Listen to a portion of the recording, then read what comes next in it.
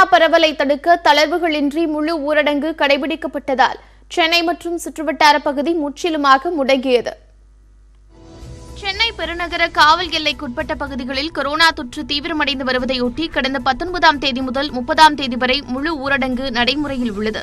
அதோடு இந்த 12 நாட்களில் வரும் 2 ஞாயிற்றுக்கிழமைகளில் தளர்வுகள் இல்லாத முழு ஊரடங்கு கடைபிடிக்கப்படும் என அறிவிக்கப்பட்டது. இதன்படி நள்ளிரவு 12 மணி முதல் சென்னையில் கண்காணிப்புகள் தீவிரமடைந்தன. காலையில் பால் விற்பனையகங்கள் மட்டும் ஆங்காங்கே திறக்கப்பட்டிருந்தன. சாலைகள் அனைத்தும் வெறிச்சோடி காணப்பட்டன. முக்கிய பாலங்களில் பெரும்பாலானவை தடுப்புகள் வைத்து அடைக்கப்பட்டன. இதனிடையே முழு ஊரடங்கு விதிகளை மீறியதாக சென்னையில் ஒரே நாளில் 4700 வழக்குகள் பதியப்பட்டுள்ளன. கடந்த 2 நாட்களில் 7900 வாகனங்களையும் போலீசார் பறிமுதல் செய்தனர். இந்த வாகனங்கள் அனைத்தும் 12 நாள் முழு ஊரடங்கு முடிந்த பின்னரே உரிமையாளர்களிடம் ஒப்படைக்கப்படும் என மாநகர காவல்துறை தெரிவித்துள்ளது. இந்நிலையில் சென்னை பூக்கடை பகுதியில் போலீசாரின் கண்காணிப்பு பணியை ஆய்வு செய்த சென்னை மாநகர காவல் ஆணையாளர் AK விஸ்வநாதன், காவல்துறை யாருக்கும் எதிரானதில்லை, என்றென்றும் உங்கள் நண்பன்தான் என்று கூறினார். இன்டீரியர் ஏரியாவில் பொதுமக்கள் வெளியே வந்திருக்காங்க அப்படிங்கிற மாதிரி இதில் அங்கே போய் பப்ளிக் அட்ரஸ் சிஸ்டம் வச்சு எல்லாருக்கும் நாங்கள் வேண்டுகோள் விடுத்திருக்கிறோம். அதற்கான ஒத்துழைப்பும் நன்றாகவே இருக்கிறது. இதை தொடர்ந்து செய்யணும். பொதுமக்கள் அந்த ஒரு சில இடங்களில் கஷ்டமாக இருக்கலாம். ஆனால் இந்த நேரத்தில் கொஞ்சம் இந்த 12 நாள், இந்த 3வது நாள், 12 நாளில் இன்றைக்கி 3வது நாள், இந்த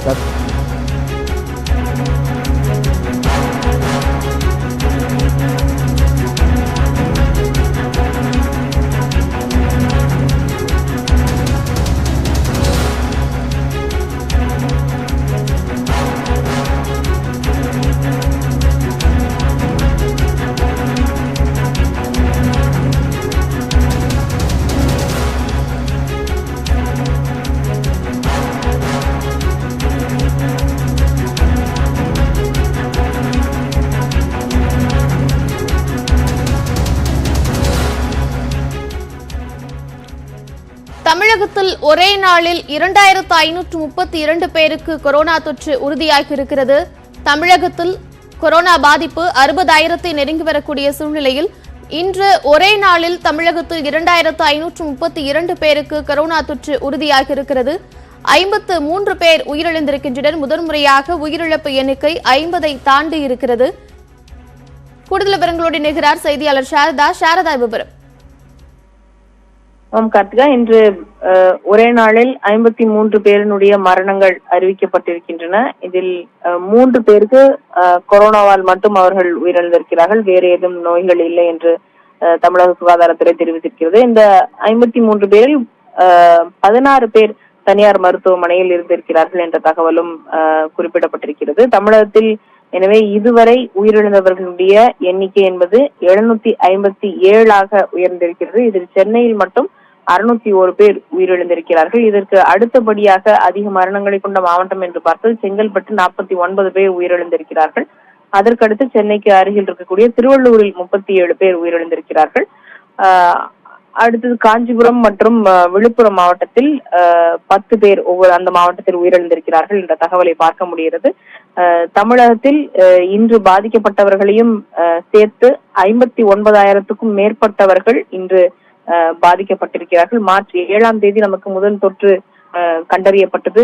ஏப்ரல், மே, ஜூன் மாதம் என 3.5 மாதங்களுக்கு மேலாகி இருக்கிறது. 100 நாட்களை கடந்திருக்கிறோம். 100 நாட்களுக்கு மேலான இந்த நிலையில் தற்பொழுது கிட்டத்தட்ட 60,000 பேர் தமிழகத்தில் பாதிப்புக்கு உள்ளாகி இருக்கிறார்கள். இந்த 60,000 பேரில் 32,000க்கும் மேற்பட்டவர்கள் மருத்துவமனைகளிலிருந்து டிஸ்சார்ஜ் செய்யப்பட்டு தமிழக சுகாதாரத்துறையால் வீட்டுக்கும் அனுப்பப்பட்டிருக்கிறார்கள். எனவே தற்பொழுது மருத்துவமனைகளில் இருப்பவர்களுடைய எண்ணிக்கை பார்த்தால் சுமார் 26,000 பேர் இருக்கிறார்கள் என்ற தகவல்களை நம்மால் பார்க்க முடிகிறது. அதிக பாதிப்புகள் என்பது தொடர்ந்து சென்னையில்தான் இருந்து கொண்டே இருக்கின்றன. எனவேதான் சென்னையில் தற்பொழுது முழு ஊரடங்கு ஜூன் 30ஆம் தேதி வரை என்ற நிலைப்பாடு எடுக்கப்பட்டிருக்கிறது. ஊரடங்கு அறிவிக்கப்பட்டு மெல்ல மெல்ல அந்த கட்டுப்பாடுகள் தளர்த்தப்பட்டு வந்த நிலையில் அந்த நிலையில்தான் நோய் பாதிப்பும் அதிகமானது. எனவே நோய் பாதிப்பை கட்டுப்படுத்துவது என்பது ஊரடங்கின் மூலமாக தான் முடியும் என்ற நிலைப்பாட்டை அரசு எடுத்ததன் காரணமாக தற்பொழுது மீண்டும் ஒரு புதிய முழு ஊரடங்கு என்பது சென்னையில் இருக்கிறது என்பது அனைவருக்கும் தெரிந்ததே. ஆனால் நாம் தொடர்ந்து பார்த்து வருகிறோம். கடந்த சில நாட்களாக சென்னை மட்டுமல்லாமல் மற்ற மாவட்டங்களிலும் புதிய பாதிப்புகள் என்பது மெல்ல மெல்ல அதிகரித்துக் கொண்டு வருகிறது. நாம் 2-3 நாட்களுக்கு முன்பாக வேலூரில் ஒரே நாளில் 103 பேருக்கு தொற்று உறுதி செய்யப்பட்டது. இன்று 87 பேருக்கு அந்த மாவட்டத்தில் தொற்று உறுதி செய்யப்பட்டிருக்கிறது. செங்கல்பட்டில் 121 பேர். சென்னையை சுற்றி இருக்கக்கூடிய மாவட்டங்களில் தொடர்ந்து இது போன்ற பாதிப்புகள் அதிகரித்து வருகின்றன என்பதை நாம் பார்த்து வந்தோம். ஆனால் சென்னை மற்றும் அருகில் இருக்கக்கூடிய 3 மாவட்டங்கள் அல்லாமல் மற்ற மாவட்டங்களிலும் பாதிப்புகள் மெல்ல மெல்ல அதிகரித்துக் கொண்டிருக்கின்றன. இன்று தஞ்சாவூரில் 44 பேர் மற்றும் மதுரையில் 68 பேர், கடலூரில் 90 பேருக்கு இன்று ஒரே நாளில் தொற்று கண்டறியப்பட்டிருக்கிறது. மதுரை, திண்டுக்கல், ராமநாதபுரம் ஆகிய இந்த தென் மாவட்டங்களிலும் கூட தொடர்ந்து பாதிப்புகள் மெல்ல மெல்ல உயர்ந்து கொண்டே வருகின்றன. அதற்கு சென்னையிலிருந்து மற்ற மாவட்டங்களுக்கு சென்றவர்கள் மூலமாக அந்த மாவட்டங்களில் நோய் பாதிப்பு என்பது அதிகரித்துக் கொண்டிருக்கிறது என்பதை நம்மால் பார்க்க முடிகிறது. ஊரடங்கு அறிவிக்கப்படுவதற்கு முன்பாகவே கூட பலர் அந்த ஊர்களுக்கு சென்றிருக்கிறார்கள். அனைவருக்கும் மாவட்ட எல்லைகளில் பரிசோதனை எடுத்து உரிய நடைமுறைகளுக்கு பிறகு அவர்களுக்கு தொற்று இல்லை என்று கண்டறிந்த பிறகு அவர்கள் ஊருக்குள் அனுப்பப்படக்கூடிய அந்த நடைமுறை என்பது அனைத்து மாவட்டங்களிலும் கடைபிடிக்கப்படவில்லை என்பதை நம்மால் பார்க்க முடிகிறது. இது இன்று ஒரே நாளில் வெளி மாநிலங்கள் மற்றும் நாடுகளில் இருந்து வந்தவர்களுடைய பாதிப்பு என்பது 52 இருந்தது. கடந்த சில வாரங்களுக்கு முன்பாக இது ஒரு முக்கிய சவாலாக இருக்கும் என்று தமிழக சுகாதாரத்துறை பார்த்தாலும் கூட அந்த எண்ணிக்கை என்பது குறைவாக இருக்கிறது என்பதை பார்க்க முடியாது. தமிழ்நாட்டுக்குள்ளேயே ஒரு மாவட்டத்திலிருந்து மற்றொரு மாவட்டத்திற்கு செல்லும் பொழுது அங்கு பாதிப்புகள் அதிகரிக்கின்றன என்ற புதிய நிலையும் நம்மால் பார்க்க முடிகிறது. சாரதா, தொடர்ந்து இணைப்பில் தொடர்ந்து பேசலாம். தொடர்ந்து நம்மோடு மருத்துவர் சுப்பிரமணியன் சுவாமிநாதன் இணைந்திருக்கிறார், பேசலாம். வணக்கம் சார். தற்பொழுது மரணம் 53 இருக்கிறது. இதுவரை இல்லாத அளவாக 50 தாண்டி இருக்கிறது. எப்படி பாக்குறீங்க? எதிர்பார்க்கறதானே. ஏன்னா நாள்தோறும் எண்ணிக்கை ஏறிண்டே போகும்போது அது பின்னாடியே இறப்பும் அதிகமாகும் தான் எதிர்பார்க்கிறோம். அதனால இது எதிர்பார்க்காத விஷயங்கிறதே கிடையாது. தொடர்ந்து நாம் மிக முக்கியமாக சென்னையை மட்டும் பார்த்து கொண்டிருந்த சூழ்நிலையில் தற்பொழுது பிற மாவட்டங்களிலும் இந்த பாதிப்பு எண்ணிக்கை அதிகமாகிக் கொண்டே இருக்கிறது. மற்ற மாவட்டங்களில் இருப்பவர்களுக்கு விழிப்புணர்வு குறைந்து விட்டது அப்படின்னு சொல்லலாமா? அப்படி சொல்ல முடியாது. ஏன்னா இப்போ போக்கஸ் தமிழ்நாட்டுல முக்கியமா சென்னை நகரத்துல தான் அதிகமா இருக்கு. இப்போ கேஸோட அதிகமா இருக்கிறதுனால அட்டென்ஷன் இங்க ஜாஸ்தியா இருக்கிறதுனால ஓரளவுக்கு மக்களுக்கு போய் சேர செய்தி எல்லாம் இன்னும் அதிகமா போய் சேர்றது. மாவட்டங்கள்ல ஓரளவு கம்மியா தான் போறதுங்கிறது ஒரு பாசிபிலிட்டி இருக்கு, அது ஒத்துக்கணும். தொடர்ந்து இந்த ஊரடங்கானது மிக கடுமையாக கடைபிடிக்கப்பட்டு வருகிறது. இந்நிலையில் இந்த 2 ஞாயிற்றுக்கிழமைகளிலும் தளர்வுகள் இல்லாமல் ஊரடங்கு கடைபிடிக்கப்பட்டு வருகிறது. இது எந்த வகையில பலன் தரும்? இதுல பலனே வராது. இத கொஞ்சம் விளக்கமா சொல்ல முடியும்? அதாவது இந்த வியாதியோட லைஃப் சைக்கிள் 2 வாரம். கணிப்பு படி இந்த வியாதியில ஒரு வித்தியாசம் செய்யணும் அப்படின்னா 3 வாரம் லாக்டவுன் மினிமம் தேவை. 3 வாரத்துக்கு குறைச்சலா நம்ம லாக்டவுன் பண்றதுனால ஒன்னும் வித்தியாசம் வரப்போறது இல்ல. இப்போ நம்ம இன்னைக்கு பாக்குற டயக்னோசிஸ் போன வாரமோ அந்த முந்தின வாரமோ எக்ஸ்போஷர் ஆகி வியாதி வந்தவர்கள். அதனால இப்போ இந்த லாக்டவுன்னால நமக்கு வித்தியாசம் தெரியணும்னா அது தெரியறதுக்கு ஒரு 3 வாரம் ஆகும். ஸோ அதுக்கு 10 நாள் 12 நாள்ல லாக்டவுன் பண்றதுனால இது கேஸ் குறையுங்கிறது எதிர்பார்க்கறது ரொம்ப இட்ஸ் நாட் ரியலிஸ்டிக். ரெண்டாவது, இந்த நேரம் நம்ம எதுக்காக யூஸ் பண்ணணும்னா நம்மளோட சிஸ்டத்தை தான் கொஞ்சம் சரி பண்றதுக்காக. அதாவது யாருக்கெல்லாம் வாய்ப்பு வியாதி வரதுக்கான உயிர் இழக்கிறதுக்கான வாய்ப்பு ஜாஸ்தி, அவங்களெல்லாம் எப்படி தனியா வச்சுக்கிறது, நம்ம பெட் ஸ்ட்ரென்த் எப்படி இம்ப்ரூவ் பண்றது, பிபி எப்படி இம்ப்ரூவ் பண்றது, கேஸ் டிடெக்ஷன் எப்படி இம்ப்ரூவ் பண்றது, நம்மளோட கிளினிக்கல் ப்ரோட்டோகால்ஸ் எப்படி இம்ப்ரூவ் பண்றது, அதெல்லாம் பாக்குறதுதான் வழி. இதனால நம்ம வியாதி அளவை குறைச்சிட முடியும்னு நினைக்கிறது தவறான ஒரு சிந்தனை. மிக்க நன்றி உங்களோட கருத்துக்களை எங்களோட பகிர்ந்து கொண்டமைக்கு. தமிழகத்தில் ஒரே நாளில் 2532 பேருக்கு தொற்று உறுதியாக இருக்கிறது. முதல் முறையாக இதுவரை இல்லாத அளவாக தமிழகத்தில் 53 பேர் மரணமடைந்திருக்கின்றனர். சென்னையில் மட்டுமே 1493 பேருக்கு தொற்று உறுதியாக இருக்கிறது. மொத்தமாக தமிழகத்தில் பாதிப்பு எண்ணிக்கை 60,000 நெருங்கிக் கொண்டிருக்கிறது. மொத்தமாக தமிழகத்தில் பாதிப்பு எண்ணிக்கை 59,377 இருக்கிறது. அந்த அண்மை செய்திகளை நாம் பார்த்தோம்.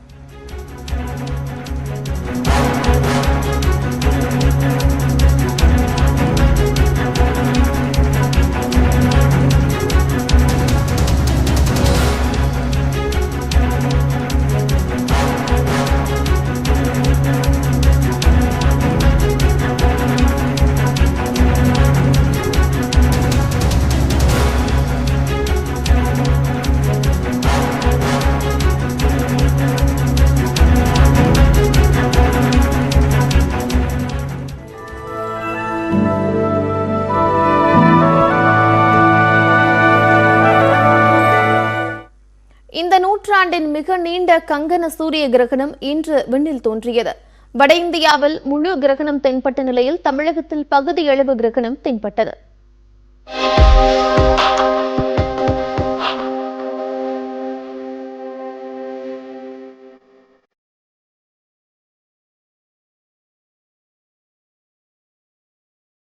பூமிக்கும் சூரியனுக்கும் இடையில் சந்திரன் நேர்கோட்டில் வரும்போது அரிய வானியல் நிகழ்வான சூரிய கிரகணம் ஏற்படுகிறது. மிக நீண்ட நேரம் நடக்கக்கூடிய 2020ஆம் ஆண்டின் முதல் கிரகணம் இந்தியாவில் காலை 9:15 மணியில் தொடங்கி பிற்பகல் 3:04 மணி வரை நீடித்தது. இதன் உச்சகட்டம் 11:49 மணியில் தொடங்கி 12:10 மணி வரை இருந்தது. தமிழகத்தில் 34 விழுக்காடு வரை மட்டுமே சூரிய கிரகணத்தை காண முடிந்தது. சென்னையில் காலை 10:22 மணிக்கு தொடங்கிய சூரிய கிரகணம் பிற்பகல் 1:41 மணிக்கு முடிந்தது. பொது முடக்கம் காரணமாக சென்னை கொள்ளிரங்கத்தில் கிரகணத்தை காண எந்த ஏற்பாடும் செய்யப்படவில்லை. மதுரை மாவட்டம் முத்துப்பட்டையில் தமிழ்நாடு அறிவியல் இயக்கம் சார்பில் கங்கன கிரகணத்தை காண ஏற்பாடு செய்யப்பட்டிருந்தது. பள்ளி மற்றும் கல்லூரி மாணவ மாணவிகள் மற்றும் பெற்றோர்கள் வந்து தொலைநோக்கி மூலம் சூரிய கிரகணத்தை கண்டு ரசித்தனர். டெலஸ்கோப்ல இருந்து பிம்பத்தை பிடிச்சி பார்க்குறது ஒன்று. இன்னொன்று நாங்கள் ஏற்கனவே தயார் பண்ணியிருக்கக்கூடிய சூரிய வடிகட்டி கண்ணாடிகள் மூலமாக பார்க்குறாங்க. நம்ம வீட்டில் அன்னாடம் உபயோகப்படுத்துகிற சல்லடைகளில் நூற்றுக்கணக்கான ஓட்டைகள் இருக்கும், ரவுண்டாக இருக்கும். அதை வெயிலில் வச்சோம்னா கீழே வந்து அவ்வளவு அந்த கிரகணங்கள் தெரியும், அதை நம்ம பார்க்கலாம். அதுக்கடுத்து வந்து ஒரு பாலில் வந்து ஒரு கண்ணாடி பீஸ் ஒட்டி அந்த பிம்பத்தை வந்து திரையில் வந்து விழ வச்சு அதை நாங்கள் பார்க்குறதுக்கு ஏற்பாடு பண்ணியிருக்கோம். இங்கே மாணவர்களும் பெற்றோர்களும் வந்து பார்த்துட்டு போயிட்டே இருக்காங்க. வேறு சயின்ஸ் எக்யூப்மெண்ட்ஸ் வச்சு சூரிய கிரகணம் பார்த்துட்டு இருந்தோம். அது மாதிரி நாங்கள் வந்து சூரிய வடிகட்டி கண்ணாடி மூலமாக வந்து இன்றைக்கி பார்த்தது வந்து ரொம்ப அற்புதமாக இருந்துச்சு. இயற்கையை வந்து ரசிக்கிறது வந்து எல்லாருக்கும் காமனான விஷயம்தான். இயற்கையை ரசிக்கணுமே தவிர அதை பார்த்து பயப்படக்கூடாது. இன்றைக்கி வந்து எல்லாருமே வந்து சூரிய கிரகணம் வருது, சாப்பிடாம இருக்கும், கர்ப்பிணி பெண்கள் வந்து வெளியே வந்து பார்க்கக்கூடாது அப்படின்றது சொல்கிறதெல்லாம் பொய்யா மாறி இருக்கு. இன்றைக்கி நாங்கள் வந்து எல்லாரும் பார்த்துருக்கோம். நெல்லையில் மாவட்ட அறிவியல் மையத்தில் 2 தொலைநோக்கிகள் மூலம் சூரிய கிரகணம் முழுவதும் நேரலை செய்யப்பட்டது.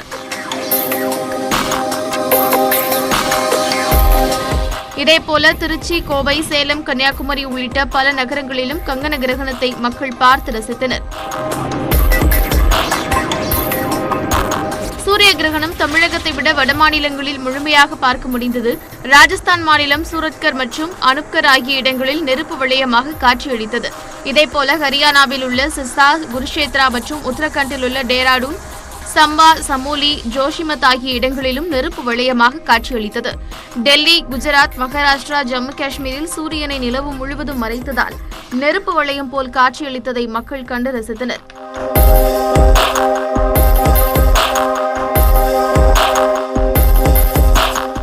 சூரிய கிரகணத்தின் போது திருப்பதி மலையில் உள்ள கோவில் திருக்குளம் சாமி புஷ்கரணியில் கிரகண சாந்தி ஜபம் நடைபெற்றது.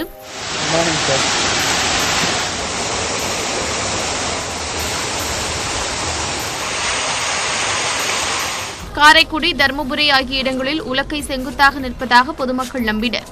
பூந்தமல்லி, குன்றத்தூர் ஆகிய பகுதிகளில் தர்ப்பைகளை தேடி பொதுமக்கள் சுற்றித் திரிந்தனர்.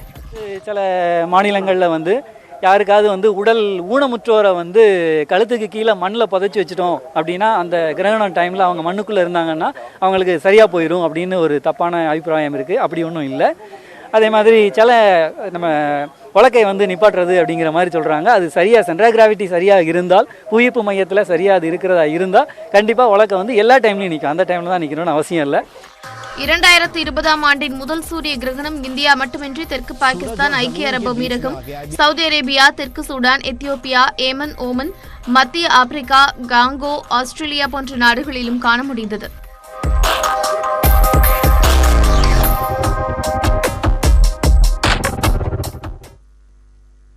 கொரோனா பரவலை கட்டுப்படுத்தும் அரசின் நடவடிக்கைகளை தாங்கள் தடுக்கவில்லை என்று அறிக்கை வெளியிட்டுள்ள திமுக தலைவர் ஸ்டாலின், தாங்கள் சொல்லும் ஆலோசனைகளை முதலமைச்சர் உள்நோக்கத்தோடு பார்ப்பதாக சாடியுள்ளார். இது தொடர்பாக ஸ்டாலின் வெளியிட்டுள்ள அறிக்கையில், தங்களின் இயலாமைக்கு வேறு வேறு வார்த்தைகள் மூலம் முதலமைச்சர் மறைமுக ஒப்புதல் வாக்குமூலம் தருவதாக கூறியுள்ளார். இந்த தொற்றை சாதாரணமாக எடுத்துக்கொண்டதுதான் இன்றைய நிலைக்கு காரணம் என குற்றம் சாட்டியுள்ள ஸ்டாலின், தற்போது ஆண்டவன் தலையில் பழியையும் பாரத்தையும் முதலமைச்சர் இறக்கி வைத்துள்ளதாக விமர்சித்துள்ளார்.